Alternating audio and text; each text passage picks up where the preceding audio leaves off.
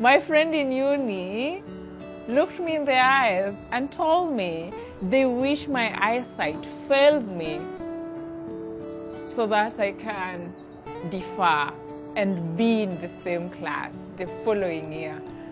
That was my final semester in uni, my final exam. That one hit hard. I cried. People look at me and say I'm not sick. People used to, someone is in ICU, like they need 10 million for people to raise that. Someone is at the verge of dying, or someone has already lost their sight.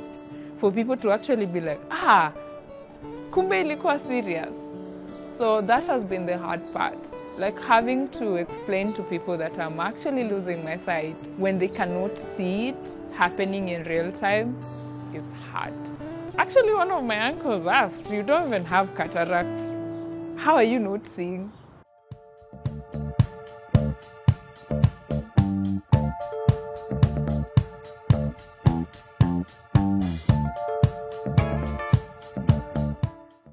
Hi, my name is Gloria Ondieki. I am a backend developer and I'm partially blind. I suffer from a genetic retina dystrophy called bilateral myopic foveoschisis.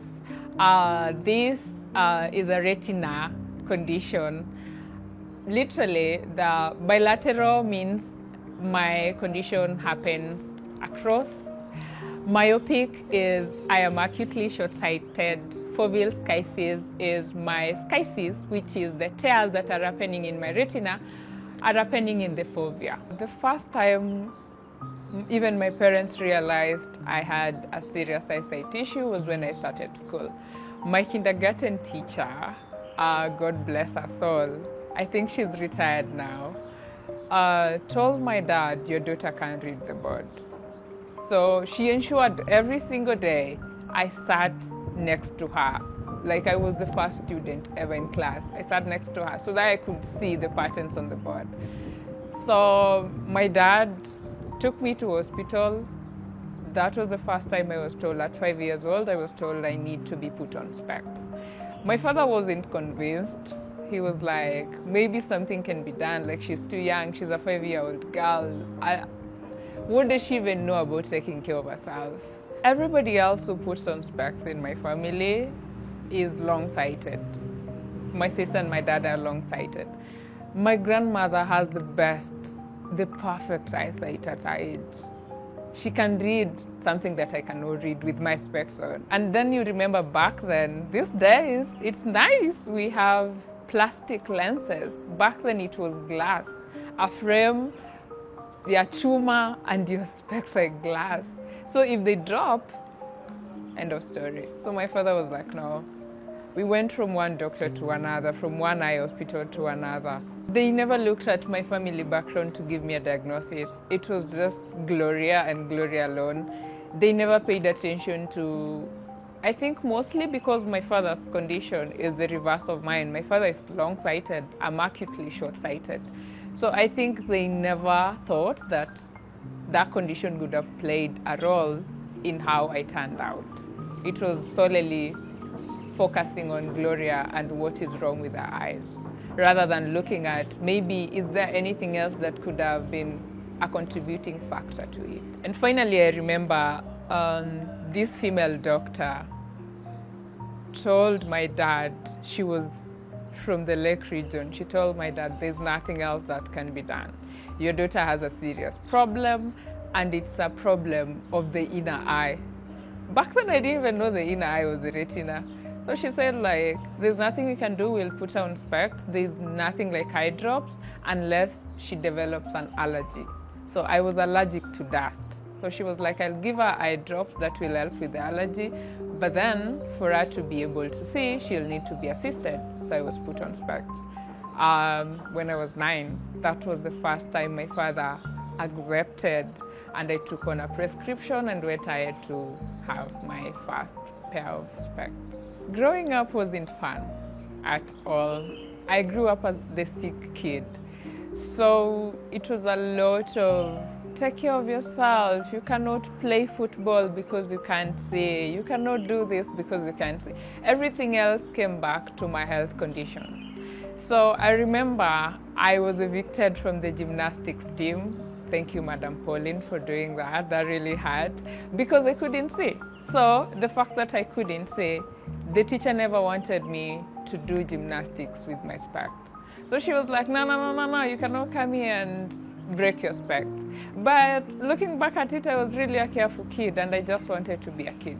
It was hard going to high school. High school was where I encountered the first time that someone actually bullied me because of my eyesight. My desk mate used to hide a note because I couldn't read the board. So she used to hide a note so that I cannot copy from her, especially for teachers who are not dictating.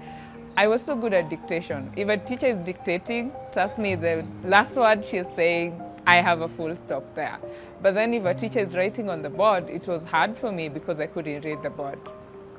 I remember I raised that concern to my class teacher, and he told me he cannot move me from where I was seated to a better position where I could see the board, simply because I use specs and I should be able to see.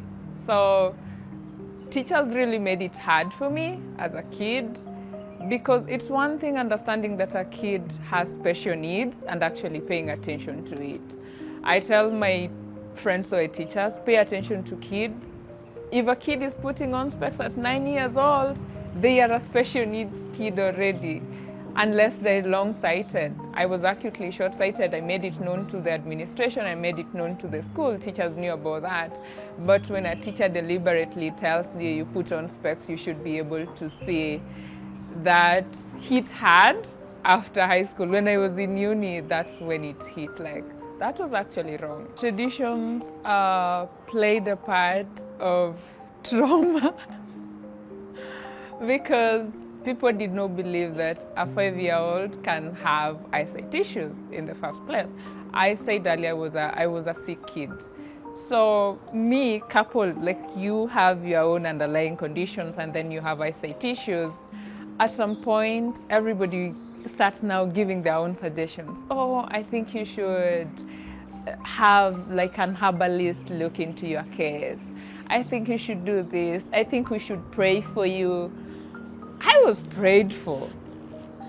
Like solely, like your eyes can see, this shouldn't be a big deal. You shouldn't put on specs. I was put on lots and lots of herbal medicine to try and see whether like there's a change. But my father is one man who believes in science. So amidst all that, I thank him because he never lost hope in science. He was always like, the only thing he was like, can that, whatever herbal medication I'm on, can it be mixed with hospital meds? He was always keen on that. He was like, there's no way my daughter is discontinuing on science for herbal medicine. I'm not downgrading herbal medicine, but if she can take it alongside like scientifically tested pills, then it's okay. So my father still believed that there was a solution out there that science could offer rather than like tradition. But there were people around him, friends, family, that still believed that I was too young to be going through whatever I was going through, and it had underlying like traditional things. At 9 years old, I was told I need to be on specs, and I remember the doctor telling me I will be on specs for the rest of my life. I will never be able to see as the lenses I'm being put on, they're not corrective lenses. So I'll keep on changing my lens depending on how bad my condition gets. So I knew as a kid, I was like, that's okay. It didn't bother me at all that I did not have a diagnosis until when my condition started getting worse. That's when I was like, okay, at least I know I have a retina problem. What exactly is wrong with my retina? That was the first time I paid attention to it. In 2020, when my optician first raised a concern that it's getting worse, I never really paid attention to having a diagnosis. I told myself, as long as I can see, I'm good. I'll keep on changing my lenses. So in 2020, I moved from -4 to -6.75. that was a leap. So for someone who doesn't know what the negative. Okay, so in the optical world, negatives are myopia and positives are people who are long-sighted. So short-sightedness is myopia. So the higher the number of your lens, the worse your problem is. So for my age, I shouldn't be talking about a -6 at that point. That's why my optician was like, no, this is not normal. And remember at that point, we don't know that I'm having gene mutations. So my optician is like, Gloria, it's about time we stop saying this condition is just there, it's a retina condition, and I keep changing lenses for you, and we try find a diagnosis and a way out. Maybe even a surgery can fix it. We thought a simple surgery could fix it. So we go down a rabbit hole of trying to find specialists. And I remember my optician told me, anybody who's telling you about laser surgery, don't listen to them. Your condition is next to to the nerves that transmit signals to the brain. So there's no way any kind of small surgery like that one can fix it. So I was living at the coast by then, and I remember going from one specialist to another. I saw 3 people, and all of them, they were like, I think a simple surgery. I'm like, okay, another waste of money because these specialists are expensive to book appointments. So I came to Nairobi, and my optician was very, very helpful. He was like, go see this person, go see this person. I saw 2 ophthalmologists before I got now to the person who pointed me in the right direction. And now we started the road of doing tests. I didn't even know some tests existed. I had even tests to determine whether the vaccinations I was given as a kid really worked. And when everything was said and done, I was in perfect health. According to the doctors, there were no external factors or internal factors that were contributing to my conditions. That means I was not on autoimmune. You know, sometimes your body is on autoimmune. I wasn't on autoimmune, and light, dust, computer light, all the blue light, nothing was affecting my eyes. So that's when they said they figured out it was purely a genetic condition that I was born with. I was told I have the potential of losing my sight when my file was closed. The crazy part about my imaging is I have my eyes, my retina doesn't have the convergence point that forms images. My retina is like a flat surface. It's background. It has so many holes, and my membrane has imeachana. It has so many tears that are running across. That's why it's bilateral.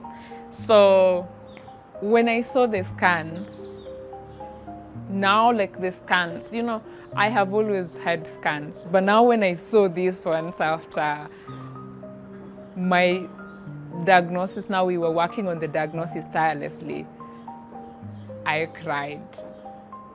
When the doctor, when you're going through a terminal diagnosis, files are confidential.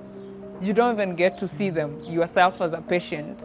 The doctor is the one who opened the file. So every time I went for a test, I'm given sealed files. So I don't get a chance to see them until the doctor opens them. So this moment when my doctor opened that file and she put it against the light, and she was like, I appreciate her honesty. She was straight up like, Gloria, your condition is serious. I cannot tell you how serious it is because now we will have to see different specialists of different parts of the eye to determine how bad it is, but it is serious. My heart literally sank. I remember I walked out of the consultation room and sat on the floor outside. I was like, there's no way I'm losing my sight. It was a surreal moment. remember I was very hopeful when I was starting this in 2020. I was convinced I'm not losing my sight. I was convinced like this is Gloria. Like all my life I've put on specs. I know I can't see. But now losing my sight and being told when I get to 30 years, it will be hard for treatment to be administered. So like the older you get with genetic conditions, the harder it is for treatment to be administered. I have a maximum of 3 years to figure out a solution to my condition before I can now start. Because one thing, it takes one wrong mutation to totally lose my sight. One wrong move of my genes, my eyesight is out. My right eye is worse. My right eye can't see. It's so blurry, it can't see. Like if I close my right eye and I operate with my left eye, I'm okay. But if I close my left eye, I can't operate with my right eye, even with specs. It doesn't work. So that shows you the magnitude of this condition. Like, I really have a slim chance at maintaining my left eye because now it's like it's all that I'm left with. After my file was officially closed, the doctors were like, now they need to find me a solution.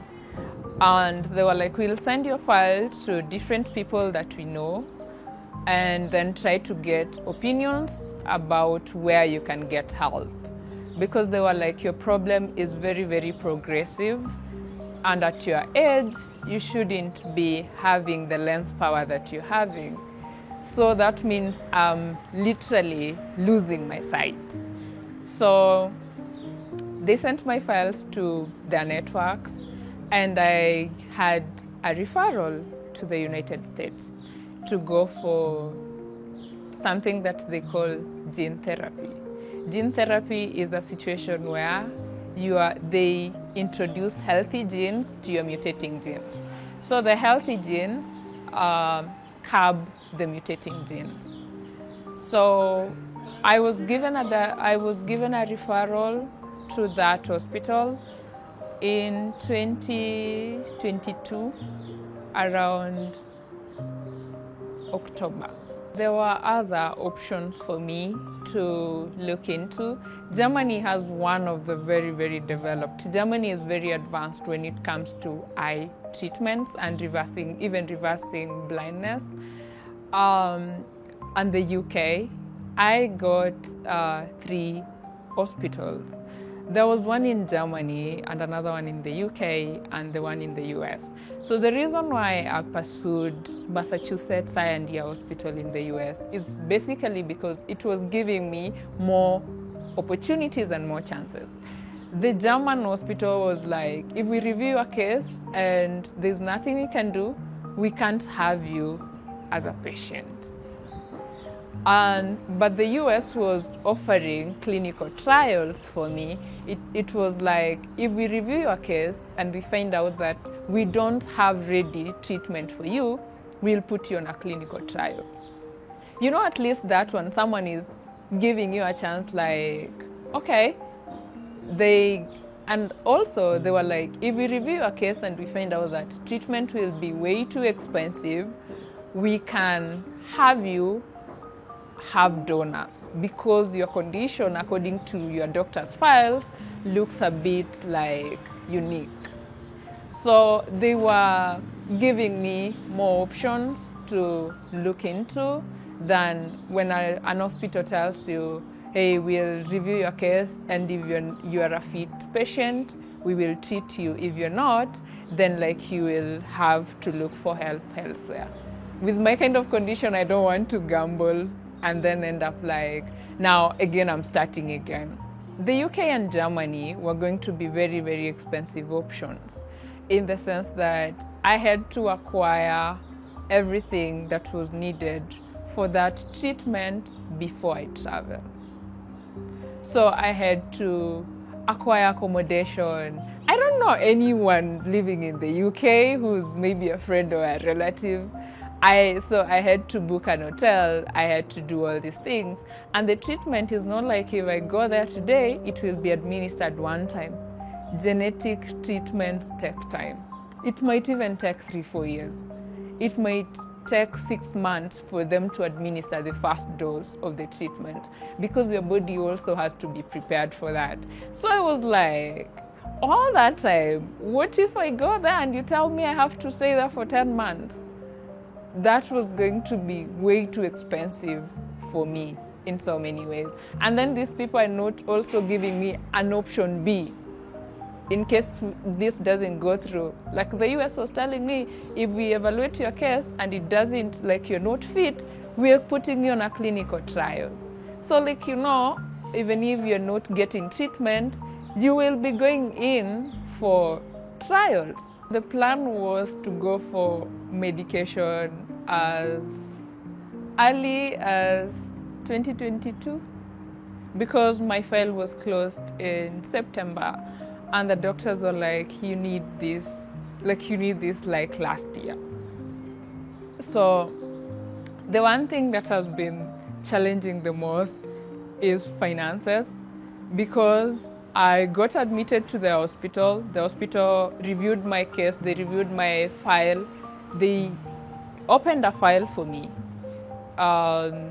For people who know how transfers work, an hospital has to accept to open a file for you. So that means they have accepted to treat your case. So now the thing is, I have to pay them before, I have to pay for me to travel and go and now start the treatment. So yeah, money is majorly like the biggest speed bump in this journey. Quantitatively, the hospital is looking at 3.5 million to go through the initial process, the initial procedure of scans, gene testing, all that, blood work, to exhaustively determine that I am fit for any kind of treatment before like they can administer treatment on me. But then after I go through the initial examination and I'm fit for treatment, we'll be looking at around 300-400 million. I wish I wanted to walk it on my own. It is hard to do some things alone. I got to a point where you accept that sometimes you can never walk alone in some journeys. And I have an active running fundraiser. I have a GoFundMe, I have an Mchanga. I have my story on TikTok, I have my story on Instagram. If anybody wants to help, they can reach out to me. I have my phone number out there that people can reach out. People normally send me amazing messages, by the way, and I'm very, very appreciative. Some days are hard, and when a stranger randomly calls you and tells you you got this, it really goes a long way, because I am battling something that is unknown. Unknown in what sense? I know the condition, but I don't know when I will lose my sight. I might wake up tomorrow and I don't have my sight. It takes one wrong mutation for that to happen. So yeah, people can reach out to me. They can donate to my fundraising. They can look for me on social media. I also share a lot of information around this condition. I share a lot of information around working remotely, because that's also what I've known. I told myself I don't want this condition to define Gloria. Yes, I'm going through it, it's hard, but I also don't want people to see Gloria and see the sick girl. I want people to see Gloria and see the girl who's out here inspiring, changing people's lives, giving out information from the best of my knowledge, like trying to tell someone out there, if I'm doing it, you can also do it. Like, if there are opportunities out there for people like me, because my clients know that I don't have good eyesight. That's something I say all the time to my clients, so that at some point when my eyes are failing me, my eyes fail me sometimes. I can't read. Developers know when you're running codes have different colors. Like there's green, blue, red, green. So sometimes my eyes can't decipher color. They mix up the color. So it can take days before I can be able to go back and work on a code. So it's also nice that you have people you work with who understand that that can happen, and when it happens, they give you the grace for your health to reset. Processing a terminal diagnosis is not as easy as people think it is. You know, this is you with a normal that you know, and now you're moving to an unknown, and it comes with a lot of uncertainties. And denial is what kills most people, because the first 3 months I never spoke about it. I didn't even tell my friends. I never told my friends that this is what the doctor said. I couldn't get myself to telling them. They were supportive, they were there through it all. But after the diagnosis, I was like, no, there is no way you're telling me that. So depression hit the worst after the diagnosis, because I was also, there's that part of me getting worried. Actually, after my diagnosis, I hit the lowest of lows. I went through a very bad depressive few months. I had very, very severe anxiety and depression. I couldn't believe, in my head, going through the years of looking for the diagnosis, I was so convinced there's something that could be done locally. So when the doctor said there's nothing that they can do, I went to panic mode. I was like, there's no way I'm losing my sight. You know, I even keep saying, it's one thing losing your sight when you're a kid. You know, back then, if I lost it when I was 9, 10, I would have learned to live with it. At my big age, it's all I've known. I knew I couldn't see without my specs, but I could see. So when someone is telling you you're losing it totally, it was like, who else is going through whatever I'm going through? So I did my research. I signed up for the Foundation Fighting Blindness. So they have resources for different people. You can have access to people and know like what they're going through and all that. So I did my research. I went to the internet and tried to see. I shared my story on TikTok to try and find other people who are actually maybe going through what I'm going through. I met a few people, but nobody had a diagnosis like mine. So according to my research and the internet, my condition occurs majorly with the Y chromosome. So it's associated with males. To date, I don't understand how I got to that category, but it's a rare occurrence in women, according to the WHO. And me being in denial, I said I'm not getting put on antidepressants. So I went to therapy for a few, and then I realized my anxiety was getting out of hand. Insomnia was so bad. I was always in my bedroom with the curtains shut the whole time. And I asked myself, Gloria, what do you love? I love taking photos. I love being behind the lens. I started going to watch sunsets, and I could photograph sunsets. And then I asked myself, Gloria, the things that have gotten you out of like hard situations. Fitness is one of them. I am a fitness enthusiast. I love fitness. I love cooking. So I started cooking, and I signed up for the gym. I started going to the gym, and I had the best trainer ever. He was like, Gloria, we're going to get through this. I told him my story. I told him whatever I'm going through is so deep. It's a lot. And I don't just want to do fitness. I don't want to lift weights for the sake of like looking good. I want to do wellness. I want to be okay. So mine is not about bodybuilding or lifting weights. I want to do the holistic. I want to do like fitness in a holistic way. So he got me to doing yoga, something that I was always scared of doing, because I was like, the spiritual side of yoga, I don't want to open my chakras and go to another world or no. So he got me to do yoga. He introduced me to yoga. He introduced me to a lot in fitness. It taught me like there's more to fitness than just lifting weights. We can go to the gym and do animal flow and sweat and feel every inch of your muscles hurt. And yeah, slowly by slowly, I started falling asleep. I started getting back to the things that I love doing. I started cooking. I started being outside more. I looked forward to Saturdays to go and do yoga. I started looking forward to doing the small things. Like the first 2 months were hard, but like after that, I got the groove of it. And to date, I say, fitness saved my life. It got me out of a very dark hole. That is a lot.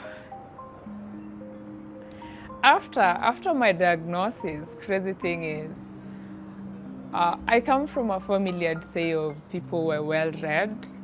They understand science, they know things. And I think I never expected them to react to my diagnosis the way they reacted, especially like my extended family. It was more of, you can't be that sick, rather than how can this be solved. So after my diagnosis, it has really affected how I relate to some of my family members and how I view them, how I look at them. You know, there's that part of you that grew up as a kid respecting a certain uncle, like knowing that this person is this way. And then now there's the part of me that is making peace with, like, maybe some of the people are not who you thought they were as a kid, or they're not the people they say they are. Because why would you question science? You know, the things that, yes, we can question science, but then the findings are conclusive. There's evidence to the findings. And when your uncles and your aunties want to sit you down and ask whether you're really sick, that is a lot.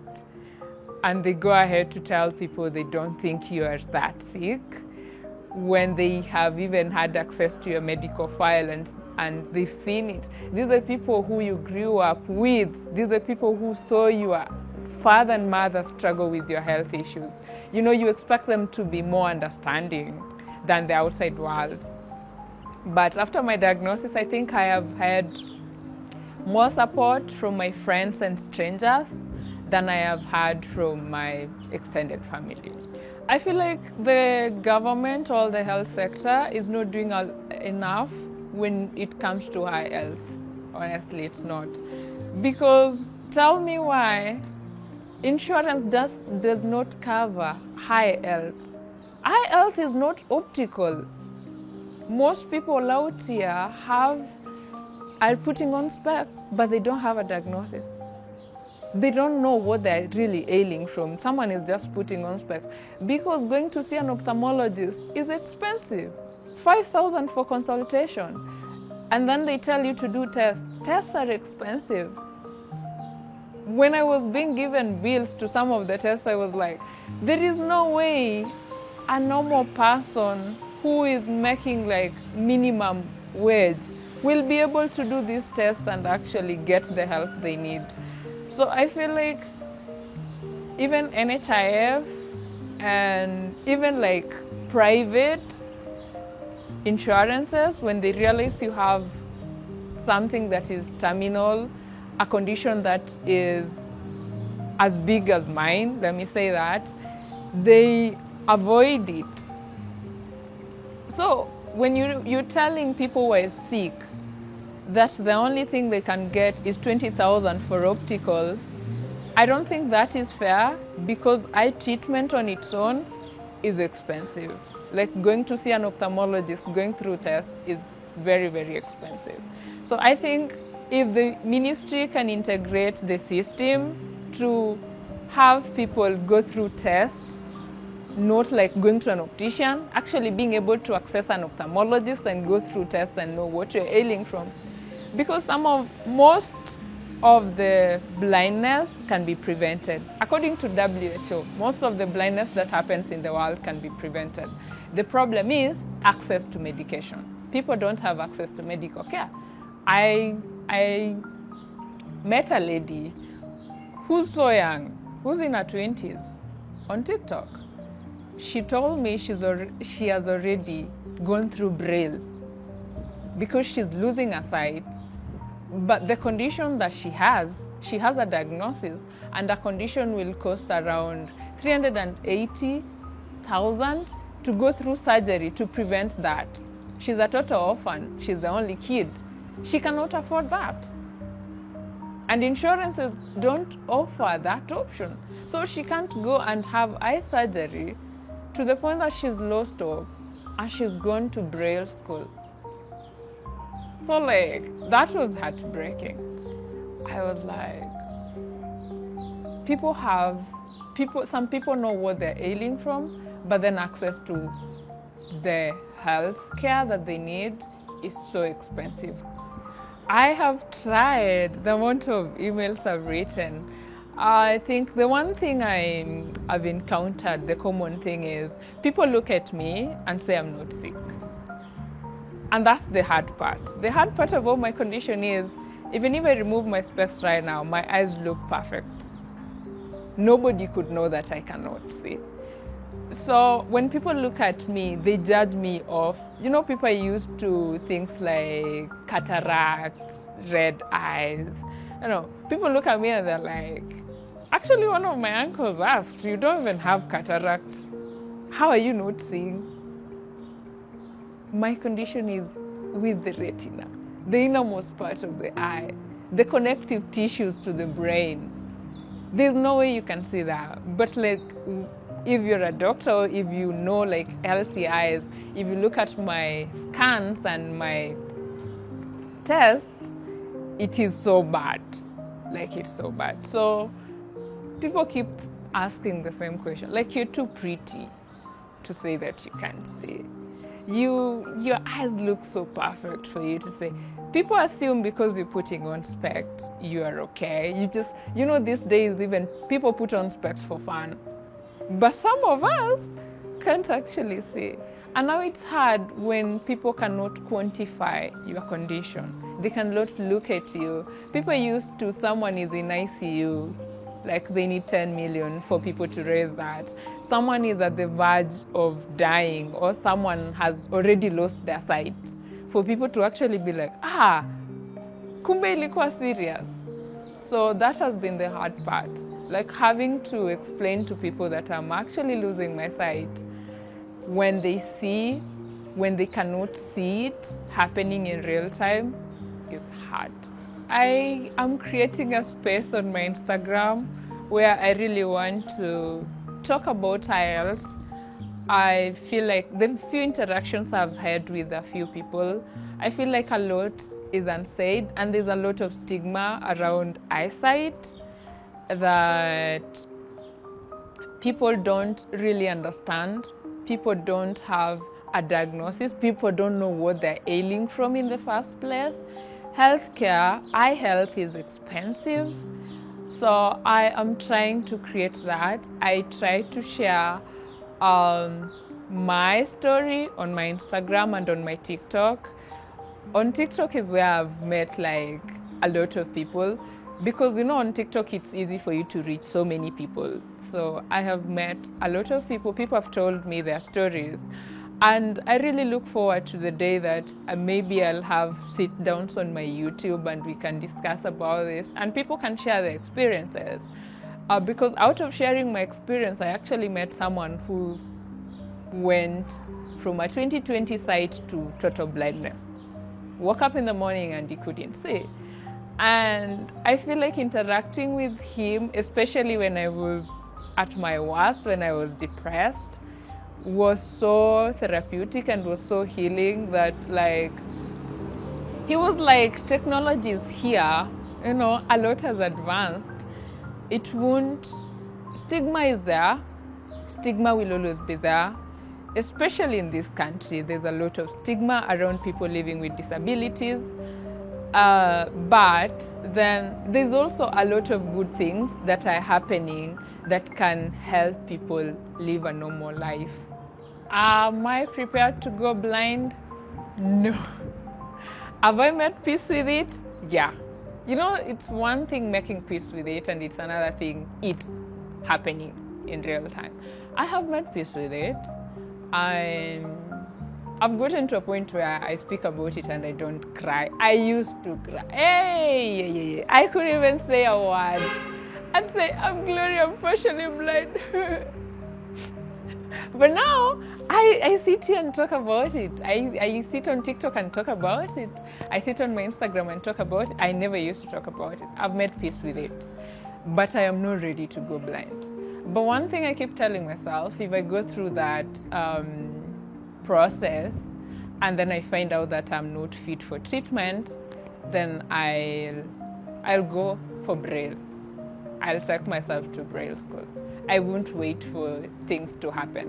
But until then, I told myself I'm not signing up for Braille. I've had people tell me, hey, sign up for Braille. I'm like, no. Me signing up for Braille is like me giving up on there is a chance of me retaining my sight. So I'll only sign up for Braille after that examination. Right now, I'm going to enjoy life. I'm going to live a day at a time. I'm going to talk about it. And I'm going to smile because every single time I share my story, I'm healing in some way. I'm healing the trauma that I went through as a kid. I'm healing the trauma that people have put me through as an adult. I'm sharing this to other people who are maybe going through the same thing, which is amazing to know that there's technology out there that can help you get help. There are people out there who will fight for you. There are people out there who believe in you, like even when you don't even believe in yourself. So it is amazing to keep telling this story to people. And to every single person who sends me a message, who drops me a call, like if you send me WhatsApp messages, I told my sister I'll have a hoodie and have all those messages on it because that keeps me level-headed. So yeah, to anyone who's fighting a health condition that is so big, so huge that you don't even know what you'll do tomorrow, you don't know where you'll get the medication, keep believing, keep fighting. As long as you're here and you're waking up every day, there's hope. In 2017, there wasn't hope for people like me with cases like mine. 2 years later, there was hope. So keep believing and keep showing up for yourself. And to anyone who wants to support my cause, I am on TikTok as Glow the VA. If you search that, you will see me. I am on Instagram as Miss Ondieki. My handle is fitfoodie.va. I use that because I love fitness, I love food, and I'm also a virtual assistant.